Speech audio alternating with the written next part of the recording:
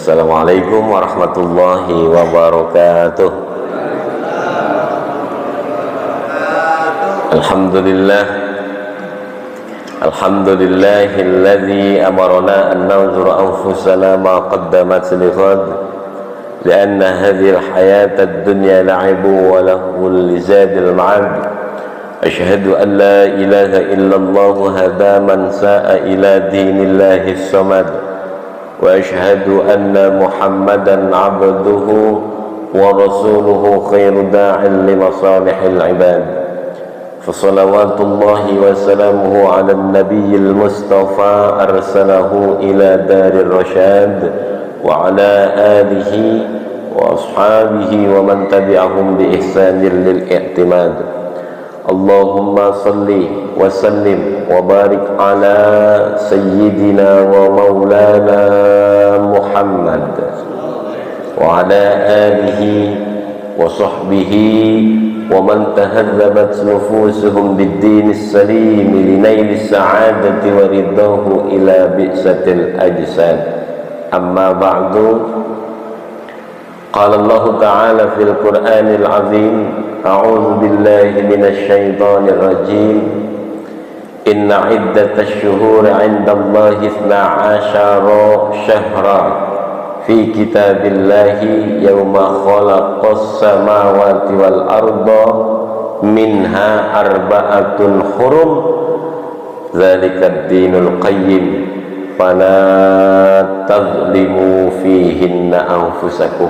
Shadaqallahul azim wa sadaqa rasuluhul habibul karim wa nahnu ala dzalika minasy syahidin wasyakirin walhamdulillahi rabbil alamin. Jamaah Masjid Raya Bani Umar, jamaah salat subuh, bapak-bapak, ibu-ibu, dan hadirin hadirat sekalian yang dirahmati Allah Subhanahu wa taala. Puji syukur kehadirat Allah Subhanahu wa taala. Pada pagi hari ini kita semua masih diberikan nikmat oleh Allah Subhanahu wa taala, baik itu nikmat zahir ataupun nikmat batin. Alhamdulillah. Dengan nikmat ini pula kita bisa diberangkatkan oleh Allah menuju masjid untuk sama-sama sholat subuh berjamaah, yang kita lanjutkan dengan kajian. Kita bareng-bareng belajar. Mudah-mudahan Allah kuatkan, ingatkan kita untuk melakukan apa yang seharusnya seorang hamba lakukan. Saya, saudara, kita semua punya kewajiban kepada Allah Subhanahu wa ta'ala untuk beribadah, karena kita diciptakan oleh Allah untuk ibadah.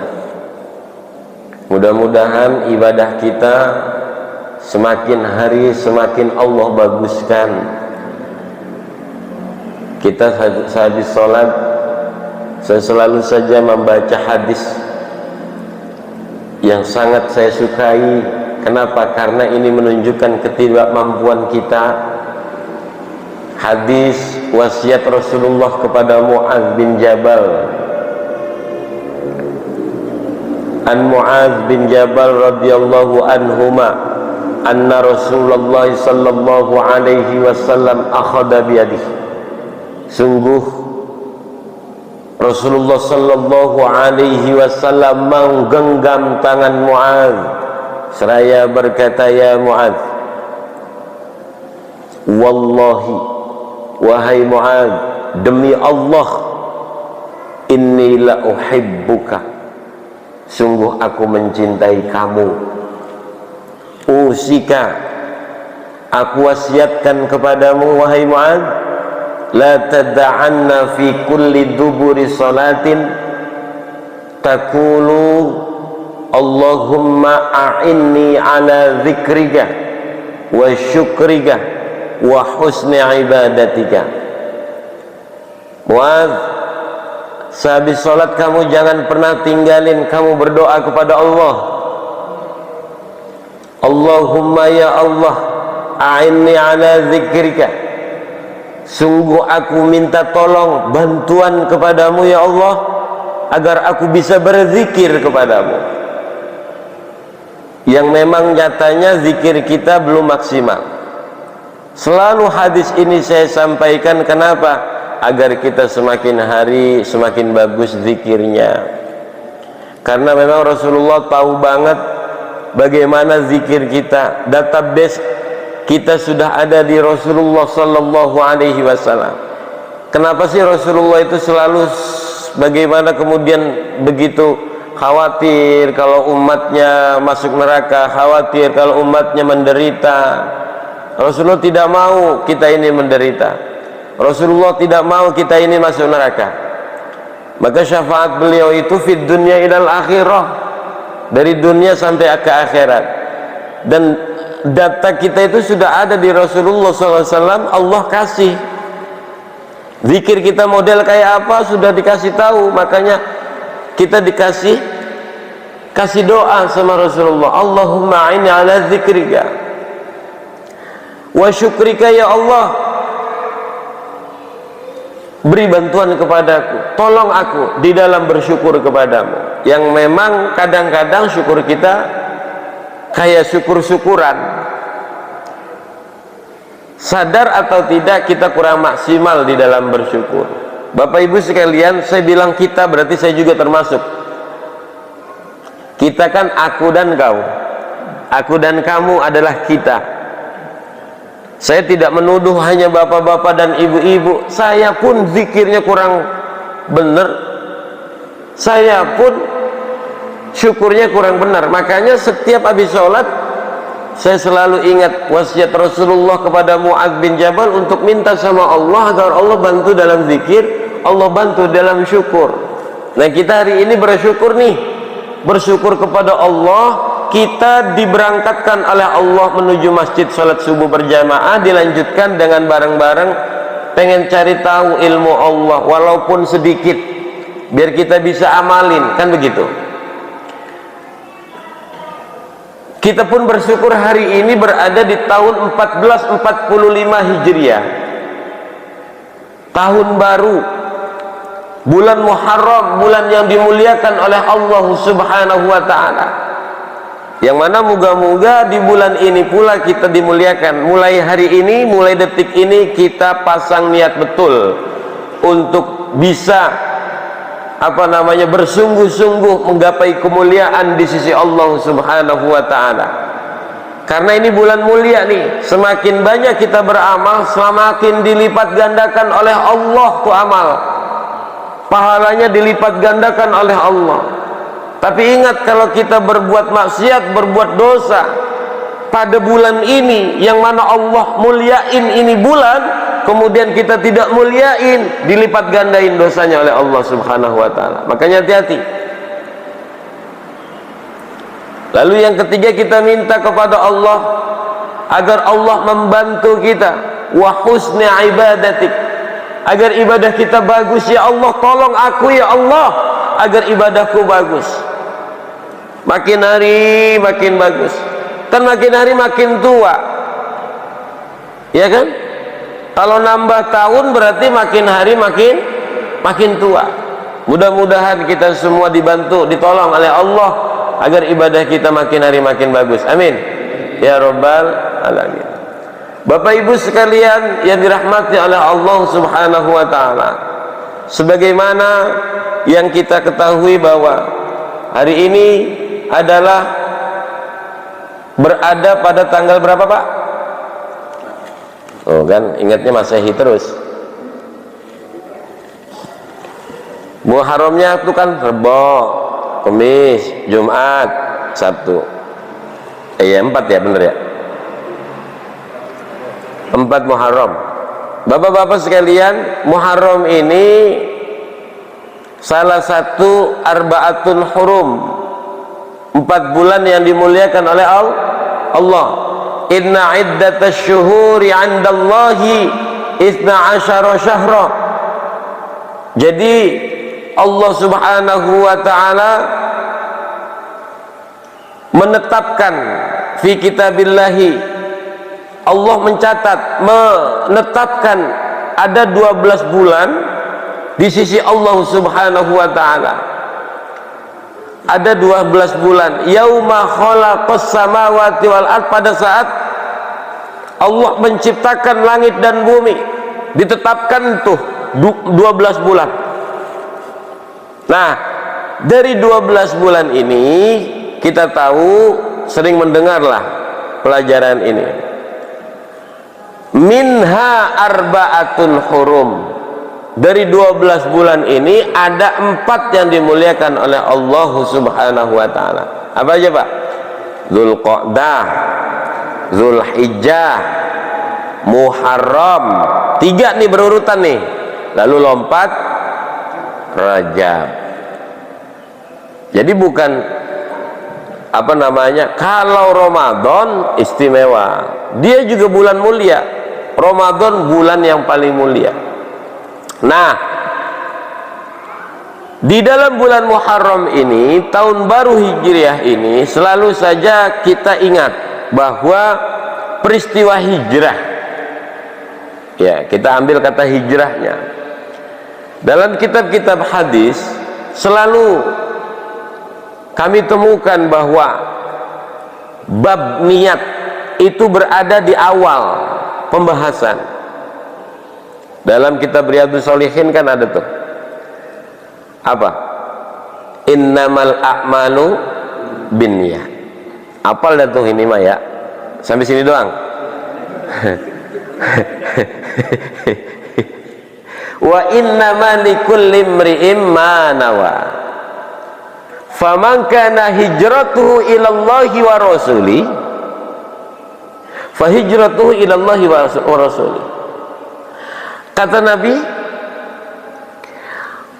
innamal a'malu binniyat, sesungguhnya segala semua amal itu tergantung daripada niat. Wa innama likulli imri'in ma nawa, orang itu sungguh dia akan mendapatkan apa yang diniatkannya. Faman kana hijratuhu ila Allahi wa rasulih fa hijratuhu ila Allahi wa rasulih. Siapa orangnya yang hijrah, yang berubah, yang mau menuju ibadah karena Allah dan Rasulnya, maka dia akan dapat Allah dan Rasulnya. Faman kana hijratuhu ila ad-dunya yusibuha aw imra'atin yankihuha, siapa orangnya yang kepengen hijrah, berubah karena dunia yang ingin ia tuju, perempuan yang ingin dia nikahi, fahajara ilaihi, maka dia dapat dunianya, dapat perempuannya, tapi tidak dapat Allahnya, tidak dapat Rasulullahnya. Karena pada saat itu memang ada orang-orang muhajirin, sebagian kecil, atau sebagai warning daripada Rasulullah, karena ada orang yang berniat untuk hijrah minal Makkah ilal Madinah, dari Mekah ke Madinah, tujuannya bukan karena mengikuti perintah Allah dan Rasul, tapi ada iming-iming di Madinah. Kalau pergi ke Madinah, perniagaannya bagus, ekonominya mapan. Kalau jomblo fisabilillah, dia di dalam kota Madinah akan diberikan perempuan. Kalau dia punya anak gadis, akan dinikahkan dengan anak gadisnya. Kalau nggak punya anak gadis, dia punya istri lebih dari satu, diceraikan istrinya, kemudian dinikahkan dengan kaum muhajirin. Itu Ansor luar biasanya di situ tuh. Namanya juga nolongin lahir batin. Bukan aja apa namanya kecukupan ekonomi yang mereka bantu, akan tetapi kecukupan batin pun disiapkan. Tapi siapa yang hijrahnya karena Allah dan Rasulnya, Allahnya dapat, Rasulnya dapat, ekonominya bagus, lalu perempuannya juga dapat. Makanya hati-hati nih, ketika momentum hijriyah, kita harus sebagaimana wasiat daripada Rasulullah kepada Abu Dzar Al-Ghifari, jaddidis safinah. Abu Dzar, renovasi daripada perahumu. Dan ini ditafsirkan bahwa perahu adalah niat karena Allah, direnovasi, diperbaiki. Jadi kita itu menjalani hidup karena apa? Lautan begitu dalam. Fa innamal bahr, sesungguhnya lautan itu amikun, dalam banget. Kehidupan itu begitu luar biasa. Maka kita harus memperbaiki niat. Jika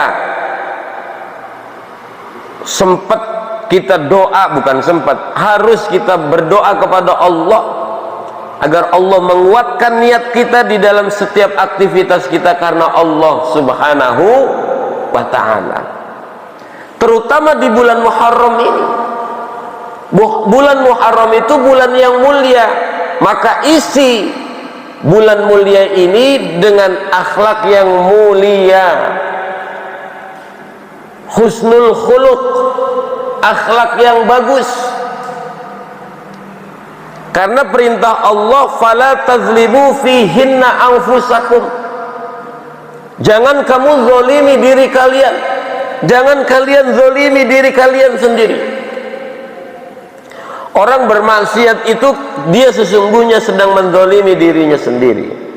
Orang bermaksiat, durhaka kepada Allah, tidak mau melaksanakan perintah Allah, melakukan apa yang dilarang oleh Allah, itu sesungguhnya dia sedang menzalimi dirinya sendiri. Coba kita lihat, kita kan sering mendengar bahwa di bulan Muharram, terutama di 10 Muharram, seringkali disampaikan bahwa menurut riwayat bahwa 10 Muharram kenapa menjadi istimewa? Karena saat Nabi Adam alaihissalam dan Ibu Hawa bertobat kepada Allah, pada tanggal 10 Muharram diterima tobatnya. Berpuluh tahun mereka berpisah, Nabi Adam di India, Ibu Hawa di Jeddah, dipertemukan oleh Allah di Jabal Rahmah. Apa tobat Nabi Adam yang sering kita baca dari kecil sampai sekarang? Rabbana ya Rabbana zallamna anfusana wa illam taghfir وترحمنا لنكونن من الخاسرين. Barang Rabbana ya Rabbana zallamna anfusana wa illam taghfir lana wa tarhamna lanakunanna minal khasirin. Rabbana ya Tuhan kami, zalamna anfusana, kami telah menzalimi diri kami sendiri ya Allah.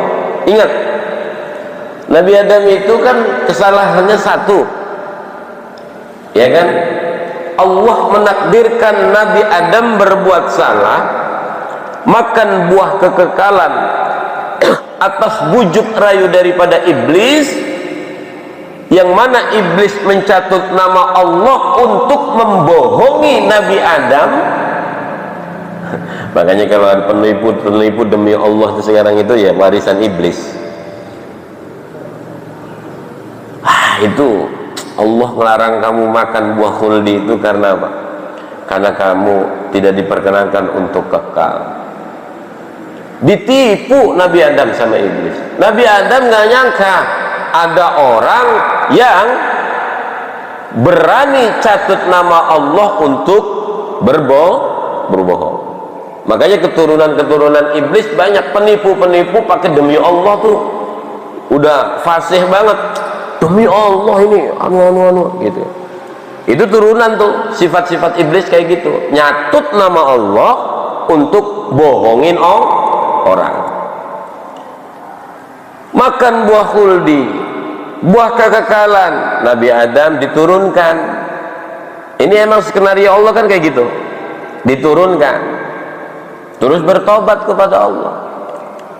Itu pun Nabi Adam menganggap diri sendiri telah berbuat zalim.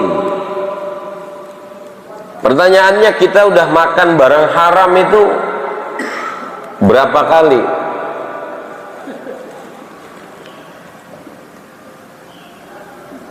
Yang subhat, yang haram, itu penting tuh, perhatikan. Makanan jangan sampai memberi makan kepada istri, anak, cucu dengan barang yang haram. Sesungguhnya sedang menzalimi diri sendiri. Ketika Nabi Yunus dimuntahkan dari perut ikan paus, selama 40 hari 40 malam beliau berada dalam 3 kegelapan, gelap di malam hari, gelap dalam perut ikan, dan gelap di dasar lautan. Apa beliau membacanya? La ilaha illa anta subhanaka inni kuntu minadz zalimin. Inni kuntu minadz zalimin. Sebuah pengakuan, sungguh aku telah menzalimi diriku sendiri, atau sungguh aku termasuk orang-orang yang zalim. Diterima taubatnya oleh Allah, dimuntahkan oleh ikan paus. 10 Muharram tuh. Nah sekarang saya tanya nih, kan udah tanggal 4 nih, udah berapa kali istighfar? Kan anjuran ulama bacanya apa tuh? Rabbighfirli warhamni watub alayya. Berapa kali Pak? Bu? Berapa kali Bu bacanya? Rabbighfirli warhamni watub alayya? 1000 kali. Kan para ulama ngasih zikir tuh. Pertama kita baca la ilaha illallah 100 kali, kemudian baca solawat sebanyak 100 kali. Solawatnya bunyinya Allahumma salli ala sayyidina Muhammad wa ala alihi wa sahbihi wa sallim 100 kali. Lalu kemudian istighfar 100 kali. Lalu kemudian Rabbana zalamna anfusana wa illam taghfir lana wa tarhamna lanakunanna minal khasirin 100 kali. Lalu kemudian membaca apa? Hasbunallah wa ni'mal wakil 450 kali. Lalu kemudian hasbunallah wa ni'mal wakil ni'mal maula wa ni'man nasir 70 kali. Lalu baca Rabbighfirli warhamni wa tub alayya 1000 kali. Ada yang mengatakan ulama sepanjang daripada bulan Muharram kita baca kulhu 1000 kali. Pertanyaannya udah 4 hari, berapa istighfar yang kita baca? Berapa Rabbana zalamna yang udah kita baca? Berapa Rabbighfirli warhamni wa tub alayya yang udah kita baca? Jangan-jangan kita merayakan daripada hijrah ini hanya momentumnya saja. Ya walaupun baguslah untuk mengingatkan, pawai obor di mana-mana, ya kan? Bagus untuk ngajarin anak kita, mengingatkan bahwa ini bulan mulia yang kita harus bergembira berada di bulan ini. Kenapa? Berlimpah amal soleh, berlimpah pahala, dan Allah muliakan ini bulan.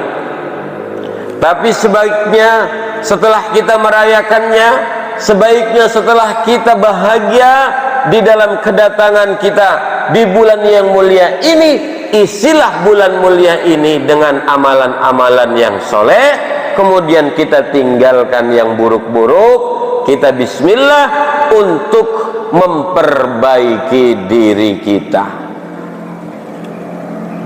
Hijrah minaz zulumati ilan nur, dari yang baik kepada yang lebih baik lagi. Apalagi yang buruk harus dirubah menjadi yang baik.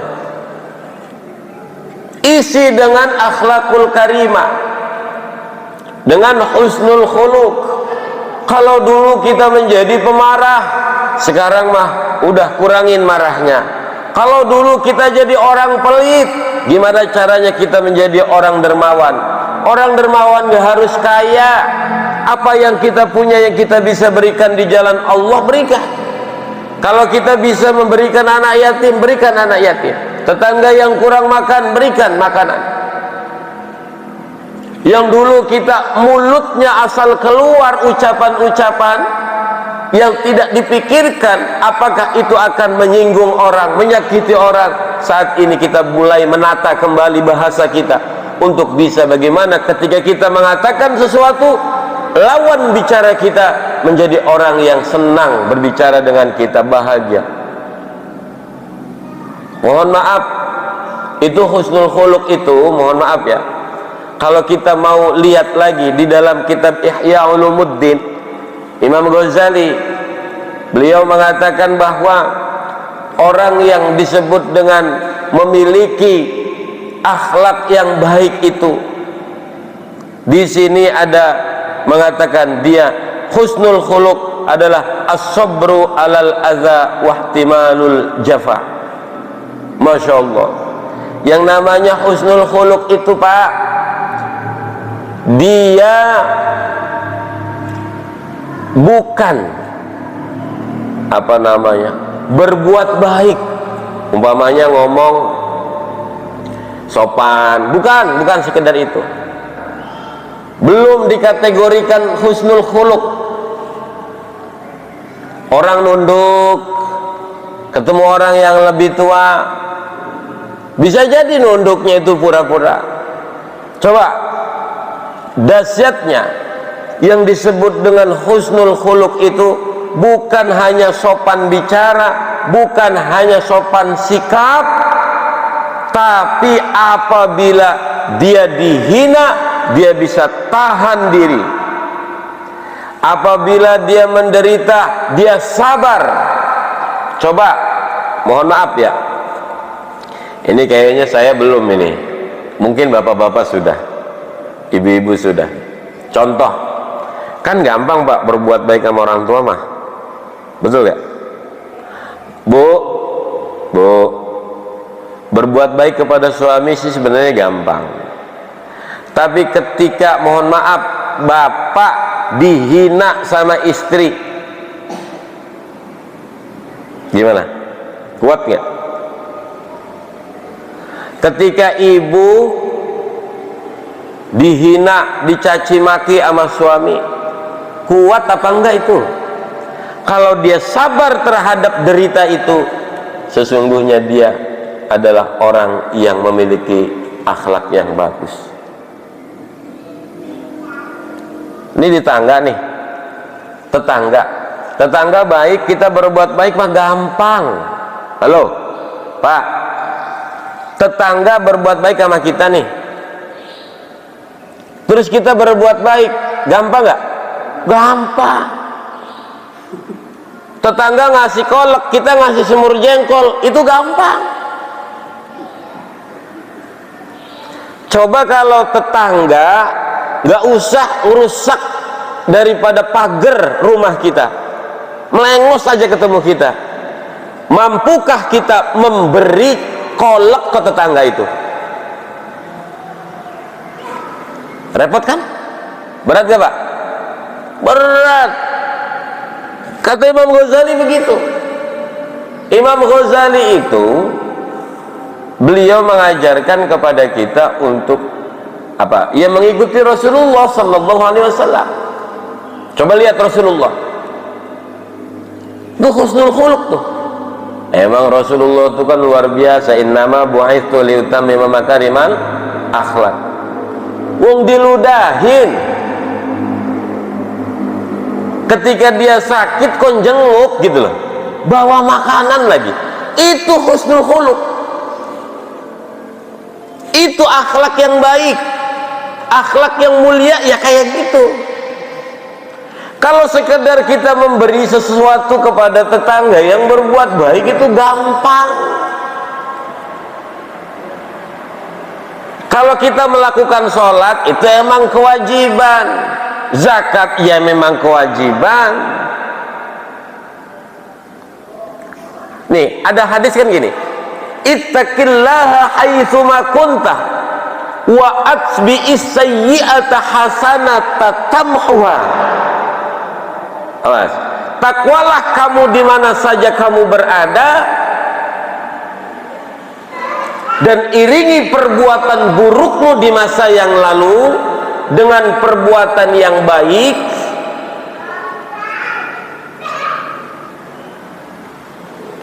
Kita diperintahkan untuk mengiringi perbuatan-perbuatan buruk kita diganti dengan perbuatan yang baik. Wa khaliqin nas bi khuluqin hasan. Pergaulilah orang dengan pergaulan atau akhlak yang baik. Ya kayak gitu. Hanya sifat husnul khuluq ini akan bisa mengkondusifkan suasana. Kalau buruk dibalas buruk lagi, bisa jadi makin runyam. Contoh, kita punya istri ngomel mulu, kita balas ngomel, berantem udah. Betul gak? Punya istri cerewet, kita balas kecerewetannya, ribut jadi. Makanya husnul khuluq itu amalan para wali, para kekasih Allah, yang diajarkan oleh baginda ketika di Taif tuh dilemparin batu sampai bercecerlah darah beliau. Apa yang beliau lakukan? Beliau mendoakan orang-orang Taif, walaupun orang-orang Taif ada keturunannya sampai sekarang. Itu Pak, saya mendapatkan cerita dari teman saya yang tinggalnya di Depok. Beliau dulu tinggal di Taif jadi supir. Kebiasaan anak-anak di Taif, sebagian, saya katakan sebagian, ada anak-anak yang hiburannya itu ngelemparin batu sama orang asing. Orang Indonesia lewat nih, jadi hiburan dilemparin tuh pakai batu. Katanya begitu. Wallahu a'lam. Karena saya sendiri belum pernah dilemparin di Taif. Tapi yang diajarkan oleh baginda Nabi, mendoakan orang yang menyakiti kita. Bisa nggak kayak gitu? Oh, itu amalan wali. Amalan wali. Jadi kalau kita bakti sama orang tua umpamanya, mohon maaf, orang tua kan karakternya beda-beda. Kita berbuat baik sama orang tua, ya, itu memang kewajiban. Bakti sama orang tua, kewajiban anak kan. Tapi ketika orang tua kita nguji, mohon maaf, kamu mah ngasih duit cuman segini, bisa nggak kita tahan? Bisa nggak kita tidak mengatakan agak ada syukurnya pisan sih? Istri nih, istri, kita ngasih duit sama istri emang sedekah bagus, dan kewajiban itu belum husnul khuluq, belum. Tapi ketika kita dihadapkan dengan istri yang kurang bersyukur, pulang dapat cuman cepek doang, belum sayur, telur naik harganya 32.000, ya kan, belum minyak goreng, belum beras, kok tahu Ustadz harganya kemarin saya beli telur 32.000. Jadi bapak-bapak sekali-kali belanja nggak apa-apa, biar tahu kebutuhan dapur tuh berapa. Jangan ngerasanya nih ngasih duit cepet itu gede aja gitu. Halo, ya Pak ya. Nah, ketemu istri yang model begitu umpamanya, kurang bersyukur, emang kita bisa dapat 100.000 sehari. Ya udah sabar aja. Karena ini memang jalur tercepat kita untuk menjadi diangkat derajatnya oleh Allah, menghadapi istri yang kurang bersyukur, yang cerewet. Kan sering kita mendengar bagaimana Abdurrahman Baljaban, ya kan? Satu waktu Abdurrahman Baljaban ini kan punya istri, istrinya tuh manja banget. Itu maunya tuh kuda-kudaan, gendong gitu, kayak bocah. Udah gitu minta duit mulu, udah gitu cerewet pula. Sabar, diturutin sama Syekh Abdurrahman Baljaban itu, diturutin, naik ke punggungnya. Lama-lama kecapean, nih istri saya kok begini banget gitu kan, duit segini kurang, duit segini kurang. Akhirnya dia izin, Bu, saya mau pergi ke luar kota cari duit agar mendapatkan duit yang lebih banyak. Karena istrinya kurang terus. Ya udah berangkat. Ternyata nggak pergi keluar kota, naik gunung, masuk ke dalam gua kan, kisahnya itu. Nah kemudian ada orang yang sedang tahanus juga, ada orang yang sedang berkholwat juga di dalam gua, 2 orang. Lalu kemudian dia ikutin tuh, ya bertapa di situ, bertahanus, berzikir, ibadah aja. Kayak dulu Rasulullah itu kan bertahanus di dalam gua Hiro yang dapat wahyu pertama. Nah, akhirnya kalau 2 orang ini udah lama nih, agak lama lah.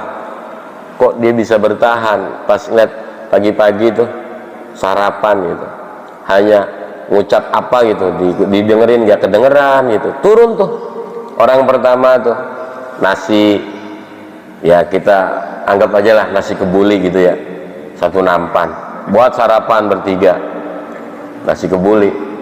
Nah kita sarapannya hari ini apa ya? Lalu kemudian apa? Malam siang hari yang kedua doa lagi, turun lagi 2 nampan. Ini apa yang dibaca, kata Abdurrahman Baljaban. Akhirnya malam kata 2 orang ini, nih Pak, Bapak kan baru nih, sekarang giliran Bapak dah. Yang pertama kan saya tadi pagi, yang kedua teman saya, nih malam Bapak sekarang.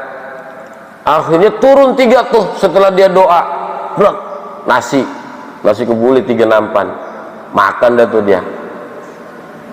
Loh,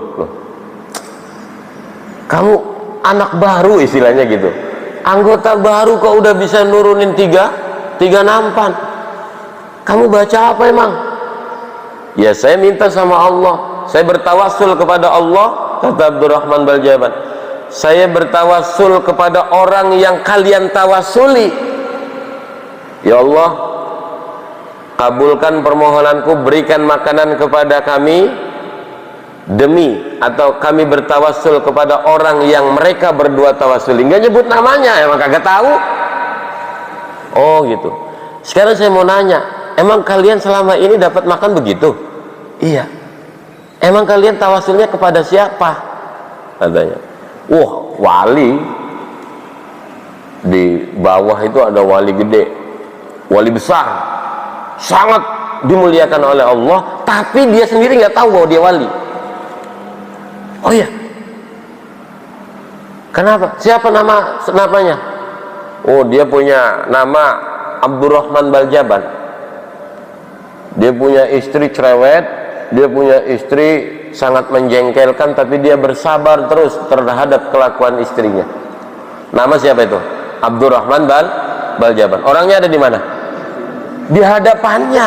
Lah itu mah gua dalam hati gitu ya. Dalam hati Abdurrahman Jalban itu mas saya. Akhirnya yaudah saya pamit dah katanya. Ternyata dia sadar Allah mengangkat derajat dia pada derajat kewalian karena sabar mengikuti istrinya. Akhirnya sampai rumah, udah pulang bang, udah sekarang naik ya. Jadi udah disenengin tuh istrinya, kagak pakai dipaksa, seneng aja dia ngelayanin istrinya kayak gitu. Jadi berapa banyak, mohon maaf, orang-orang yang soleh punya istrinya menguji. Mohon maaf. Jadi ibu-ibu gimana? Ibu-ibu juga begitu. Kalau kita punya suami, suaminya ini nguji, kalau ibu pengen naik derajat di hadapan Allah, sing sabar.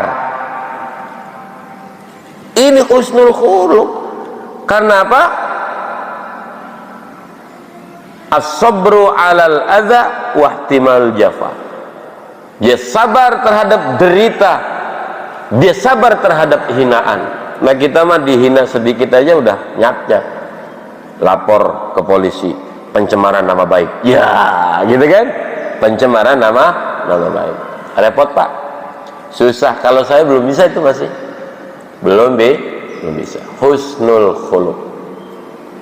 Bapak-bapak sekalian, husnul khuluq ini karena susah, ada caranya. Ternyata ada caranya biar dimudahkan oleh Allah subhanahu wa ta'ala. Apa kata Allah? Apa kata Rasulullah? Inna min ahabbikum,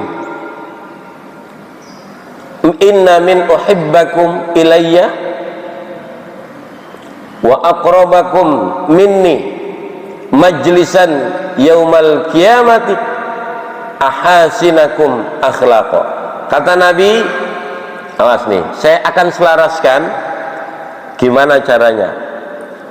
Kata Nabi, sesungguhnya dari orang yang aku cintai, orang yang akan dekat denganku, orang yang paling dekat denganku nanti di hari kiamat, dialah yang memiliki akhlak yang baik, orang yang memiliki husnul khuluq. Jadi itu jaminan Nabi. Orang yang punya husnul khuluq, akhlak yang mulia, dia berada di sisi Nabi yang paling dekat. Ternyata ada hadis lain yang berbunyi aqrabakum minni manzilatan yaumal qiyamah aktsarukum sholatu alayya. Kata Nabi apa? Orang yang paling dekat denganku nanti di hari kiamat adalah orang yang banyak baca sholawat kepada Nabi Muhammad sallallahu alaihi wasallam. Awas, orang yang dekat dengan Nabi adalah orang yang memiliki akhlak yang baik. Hadis lain, orang yang dekat dengan Nabi adalah orang yang paling banyak baca sholawatnya kepada Nabi. Artinya apa? Untuk bisa kita menjadi orang yang memiliki husnul khuluq, kita harus banyak bersolawat kepada baginda Nabi Muhammad sallallahu alaihi wasallam. Itu akan mudah kita dapatkan. Karena apa? Satu manusia yang paling mulia akhlaknya di muka bumi ini adalah Rasulullah sallallahu alaihi wasallam. Dengan kita banyak membaca sholawat kepada baginda Nabi Muhammad sallallahu alaihi wasallam, maka dengan sendirinya Allah akan mudahkan. Ingat Pak, sholawat itu apa? Sholawat kita kepada Nabi, ya, itu artinya kita bermohon kepada Allah subhanahu wa ta'ala secara tidak langsung, mohon rahmat dari Allah. Man shalla alayya wahidatan sallallahu alaihi ashran. Siapa orangnya yang sholawat kepadaku satu kali, Allah akan membalas sholawatnya sebanyak 10 kali. Artinya Allah memberikan rahmat kepada dia 10 rahmat, dan orang yang dirahmati oleh Allah Subhanahu wa ta'ala hatinya akan lembut. Orang yang memiliki hati yang lembut pasti dia akan mudah untuk berakhlak yang baik. Paham ya urutannya ya? Kita pengen dekat nanti di akhirat, di yaumul kiamah, jejeran, berdampingan sama kanjeng Nabi Muhammad sallallahu alaihi wasallam.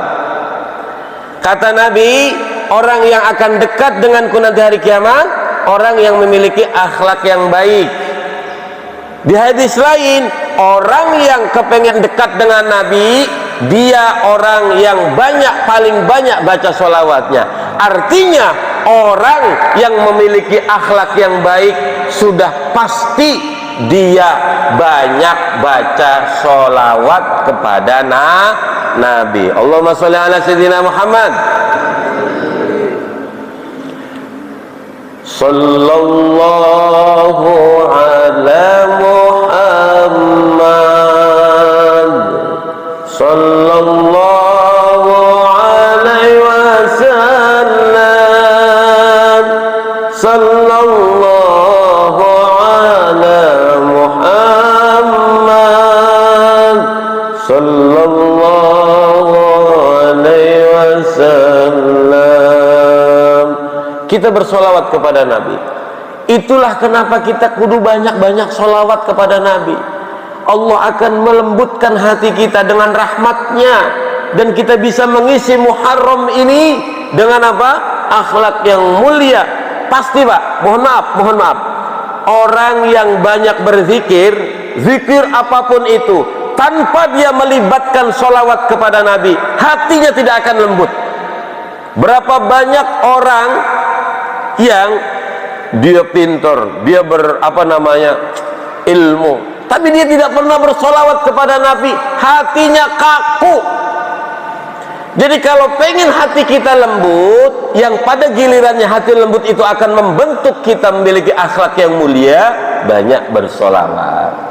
Bahkan, mohon maaf, kalau pengen hati anak kita lembut, bacain sholawat. Kalau pengen hati bini kita lembut, bacain sholawat. Kalau pengen hati laki kita lembut, bacain sholawat. Bikin kopi sholawatin, bikin nasi sholawatin. Mbak, mohon maaf, lagi tidur baca sholawat tuh, anak dilus-lus palanya. Berapa kita boleh kita menghadiahkan ruh anak kita, batin anak kita dengan sholawat kepada baginda Nabi Muhammad SAW. Karena Rasulullah adalah perantara yang terbaik menuju Allah Subhanahu wa ta'ala. Paham gak? Paham gak?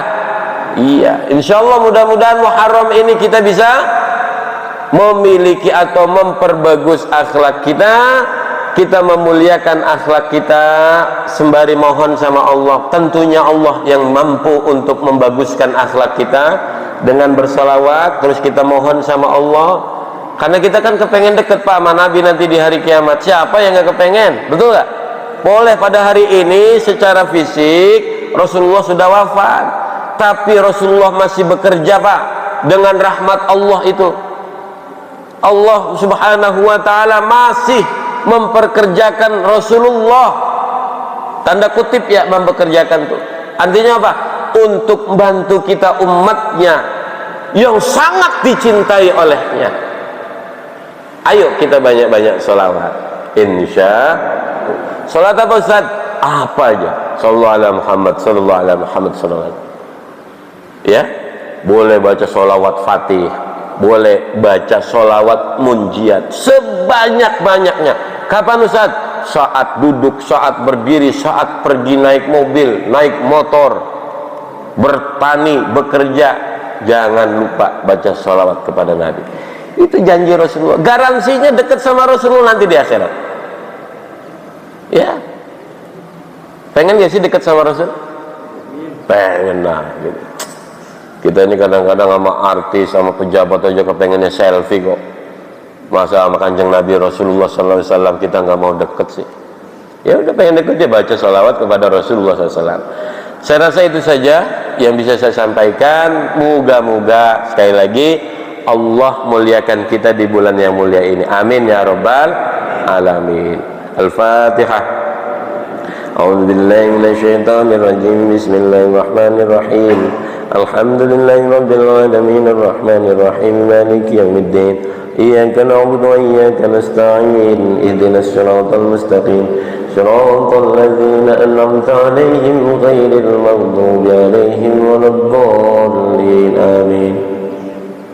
Allahumma salli wa sallim wa barik ala sayyidina wa habibina syafi'ina wa karimina dzukhrina maulana Muhammad wa sallim radallahu tabarakallahu ta'ala an kulli sadatina ashabi rasulillahi ajma'in. A'udzu billahi minasy syaithanir rajim. Bismillahirrahmanirrahim. Alhamdulillahi rabbil alamin. Hamdasy syakirin, hamdan na'imin, hamdan yuwafi ni'amahu wa yukafi mazidah. Ya Rabbana lakal hamdu wa lakal syukru kama yanbaghi li jalali wajhikal karim wa azimi sultanik. Allahumma salli ala sayyidina Muhammad wa ala ali sayyidina Muhammad. Allahumma a'inna ala dzikrika wa syukrika wa husni ibadatik. Allahumma ya Allah, nawwir qulubana binuri hidayatika kama nawwartal arda binuri samsika abadan abada. Allahumma nawwir qulubana binuri sayyidina Muhammadin sallallahu alaihi wasallam. Rabbana atina fid dunya hasanah wa fil akhirati hasanatan wa qina adzabannar wa adkhilnal jannata ma'al abrar ya aziz ya ghafar ya rabbal alamin. Wa sallallahu ala sayyidina Muhammadin wa ala alihi wa sahbihi ajma'in. Subhana rabbika rabbil izzati amma yasifun wa salamun alal mursalin walhamdulillahi rabbil alamin. Kurang lebihnya mohon maaf. Wallahul muwaffiq ila aqwamit thariq. Assalamualaikum warahmatullahi wabarakatuh.